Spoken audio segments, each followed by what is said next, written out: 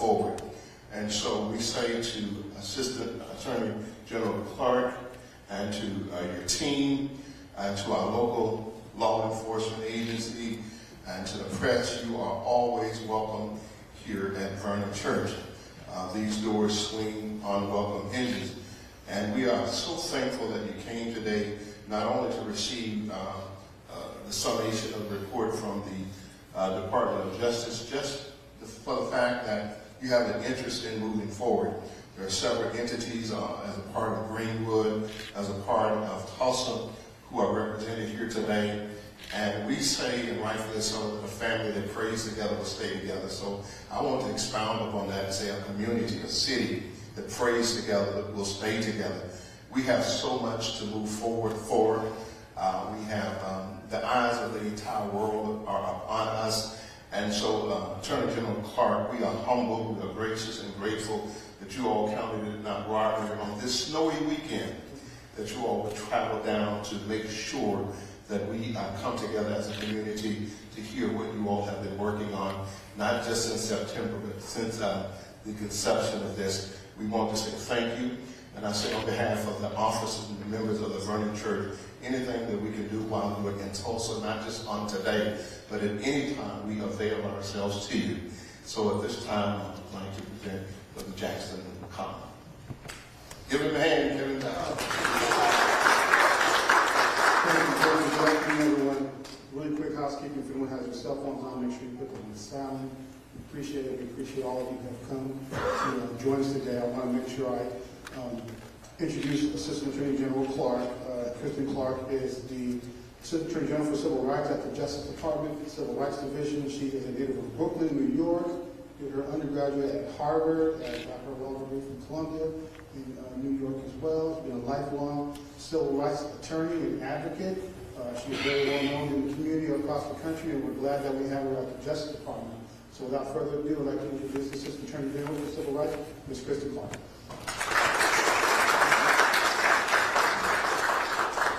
Thank you, Kevin Jenkins, for that introduction. And thank you, Pastor Mays, for opening the doors of the historic Vernon AME Church for this important meeting today. Good afternoon. Again, my name is Kristen Clark, Assistant Attorney General for the U.S. Department of Justice, and I thank you for being here today in Greenwood. This community has been strong and resilient despite the lingering effects of a civil rights crime that stands out in its magnitude, barbarity, and ruthless brutality.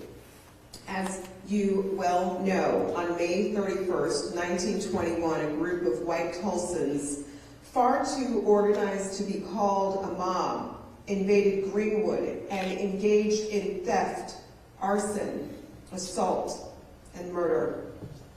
They killed hundreds of black people in Greenwood and wounded hundreds more. They put houses to the torch and unleashed chaos and violence that separated families. It took days, sometimes weeks, before people knew whether their loved ones survived. After the pillaging was done, authorities confined the now homeless black residents to internment camps, allowing them to leave only if a white person vouched for them. Black Tulsans suffered a further indignity when an all-white grand jury blamed the massacre not on the white people who ravaged Greenwood, but on the black men who dared to try to prevent a lynching at the courthouse. Promises of aid for rebuilding were broken. Attempts to seek redress through the courts failed, both in the 1920s and in this century. Despite the scale and impact of this crime, the U.S. Department of Justice has never publicly addressed it.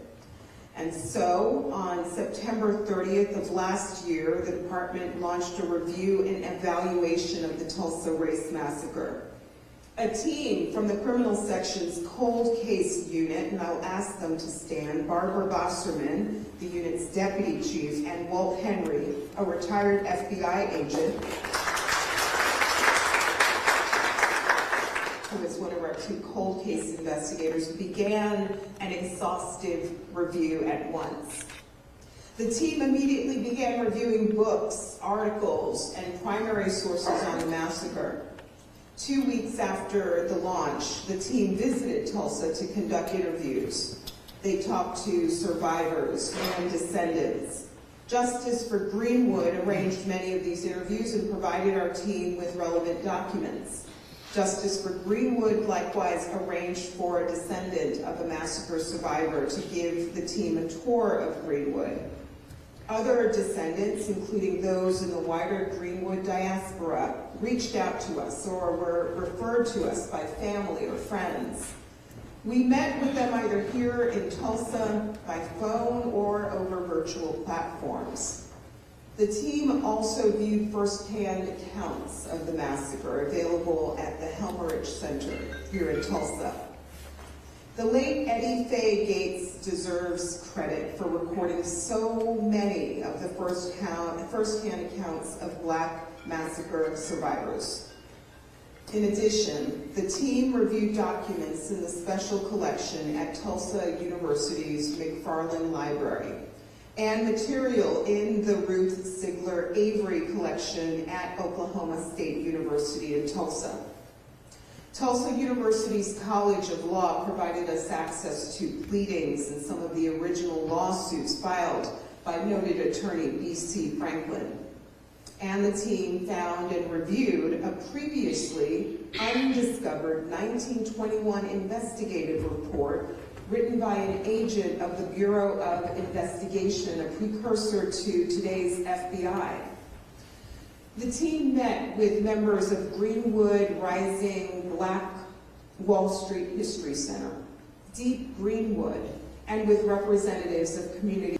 The review also included meetings with historians, journalists, and scholars who had written about the massacre. Further, the team met with the Tulsa Police Department and others in city government.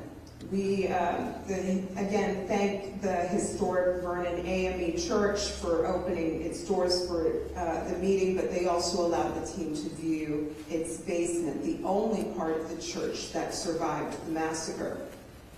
One expert provided a tour of the Tulsa exhibit in the National Museum of African American History and Culture.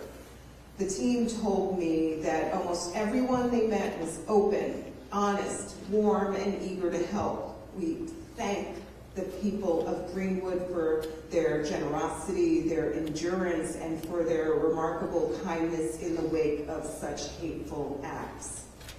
Now, a little over 3 months since we've started the review, we have produced a 123-page meticulously sourced report. And I want to turn now to what we found.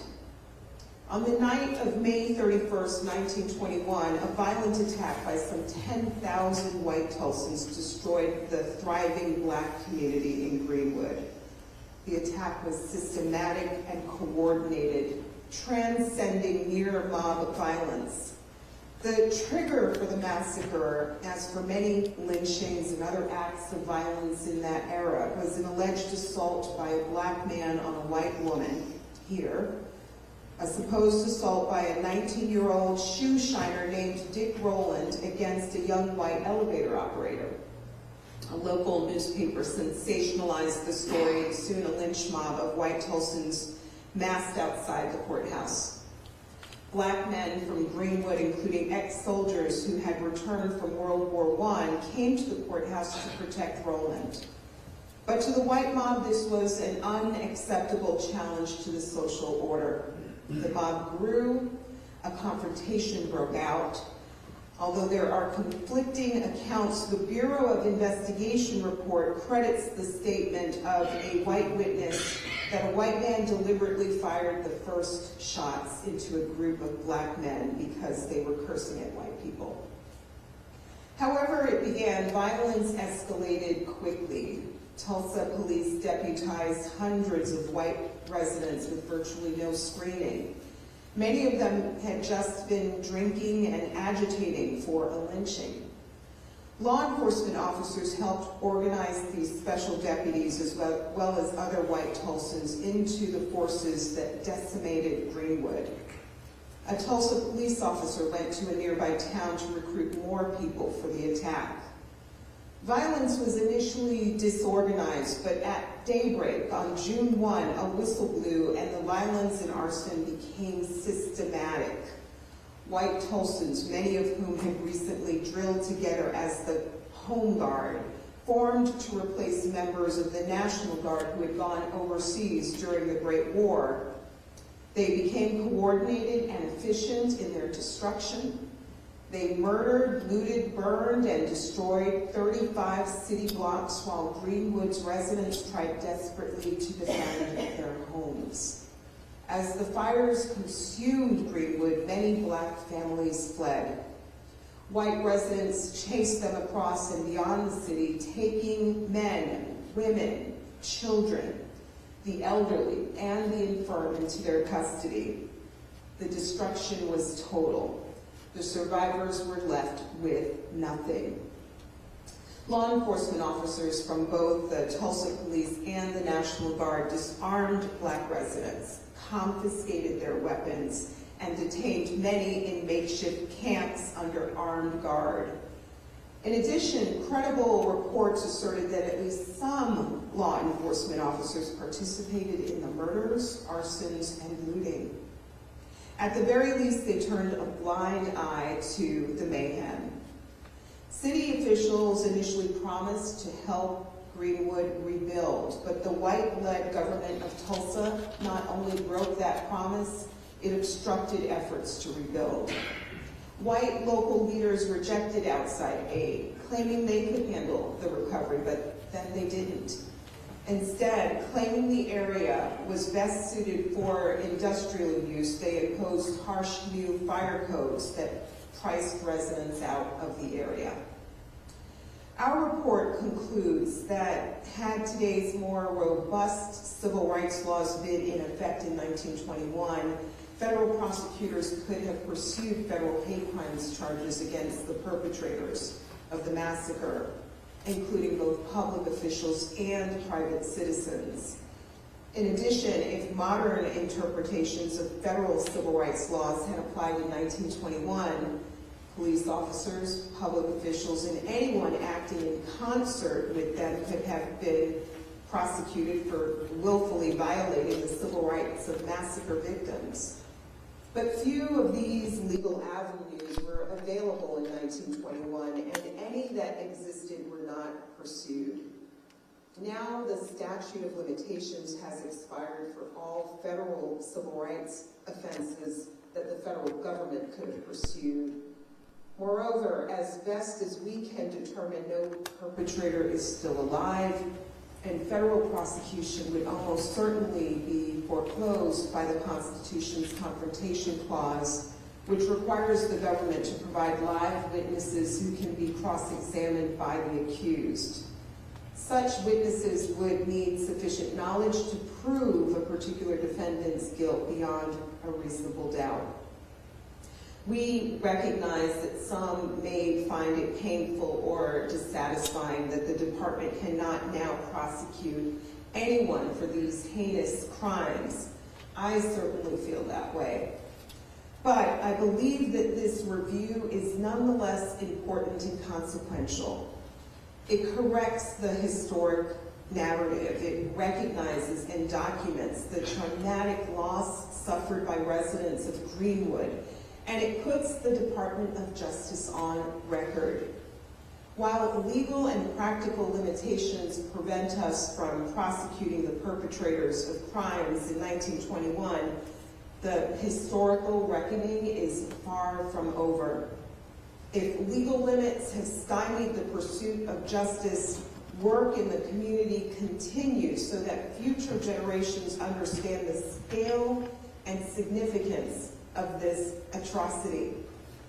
For the descendants of that lost Greenwood community, the fight for justice, while hindered by time and legal constraints, continues to seek truth and recognition. Thank you.